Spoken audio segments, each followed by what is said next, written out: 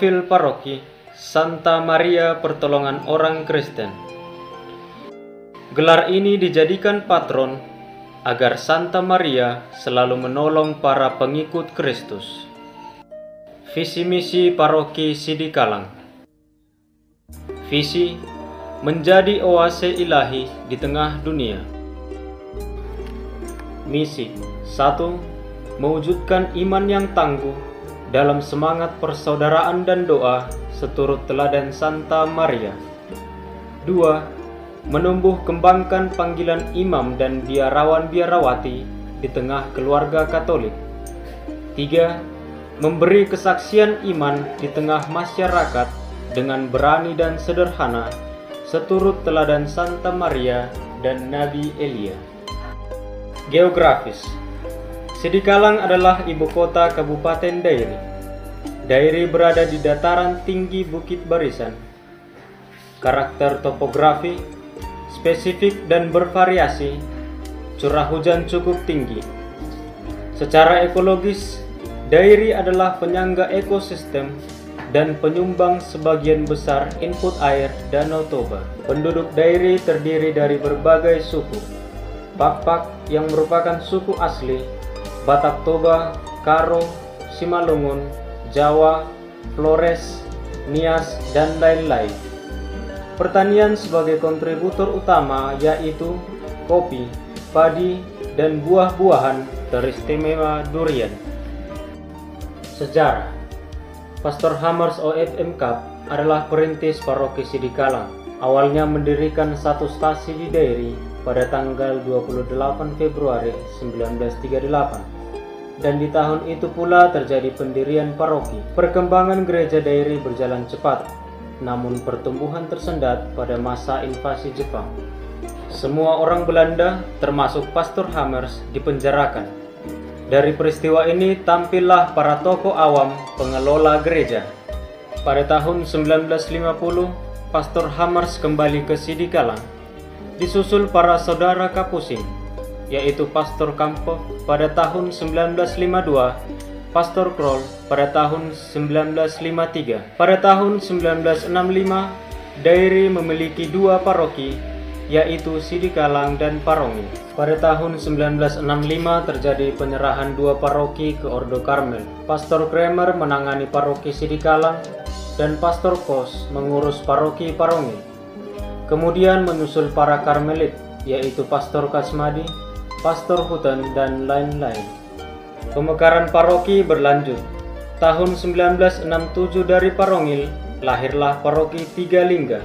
Dari Sidikalang, lahirlah paroki Sumbul tahun 1968 dan paroki Pakpak Barat 2018. Rincian data 27 gereja, stasi, dan 3 tata kelola paroki Sidikalang. Tata kelola paroki.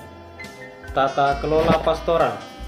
Mode kerasulan di paroki ini bercirikan hidup doa, kenabian, dan persaudaraan, sesuai dengan teladan Maria dan Nabi Elia.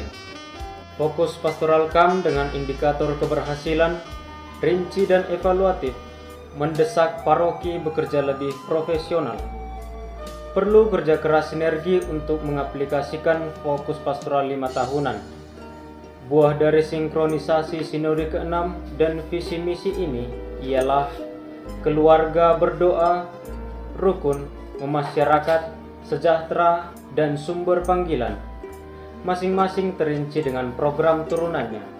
Fokus pastoral memperdalam pelayanan sakramen, menyegarkan pelayanan kategorial, masa khusus, Advent sampai Natal, APP Prapaskah sampai Paskah, Bulan Maria, Bulan Kitab Suci, dan Pesta Pelindung Paroki dihayati lebih bernas. Tata kelola administrasi. Kehadiran biduk yang awalnya banyak kendala, toh akhirnya dapat terwujud. Layanan berbasis data ini memberikan akses statistik dan data umat secara valid dengan tingkat keamanan yang baik. Seirama itu, penerapan SOP menjadi panduan yang efisien, hemat, tertib, dan lancar. Tata kelola keuangan, harta benda gerejawi. Arah dasar keuangan paroki perlu memiliki spiritualitas keuangan. Ada nilai rohani dari Mamon dalam pelayanan dan hidup berbagi. Pengurus gereja dan dana papa paroki tetap harus bijak, memadukan profesionalitas dengan spirit belas kasih Tuhan Yesus, ataupun penerapan software akuntansi dan aktivitas pencatatan manual. Dampak dari peristiwa KAM di Paroki Sidikalang.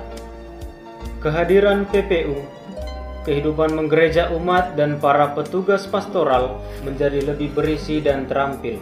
Sinode ke-6 KAM dan Visi Misi 2016. 1. Gereja sebagai umat Allah dan tubuh mistik Kristus. Keluarga itu adalah gereja kecil. 2. Habitus baru, doa, devosi, pengakuan dosa. 3. Penerapan sarana IT dalam 3 tata kelola. Tahun hidup bakti. 1. Menyelami sumber utama, spiritualitas Yesus Kristus. 2. Dihentak membangunkan dunia lewat doa, cinta, dan persaudaraan sejati. Tahun kerahiman ilahi. 1. Devosi kerahiman ilahi. 2. Kemurahan hati untuk proses konvalidasi, anulasi, dispensasi. Laudato Si. 1. Gerakan bersama mencintai lingkungan alam sebagai saudara. 2. Menanam pohon dan aneka tanaman di pekarangan, lahan kering, dan bukit gundul.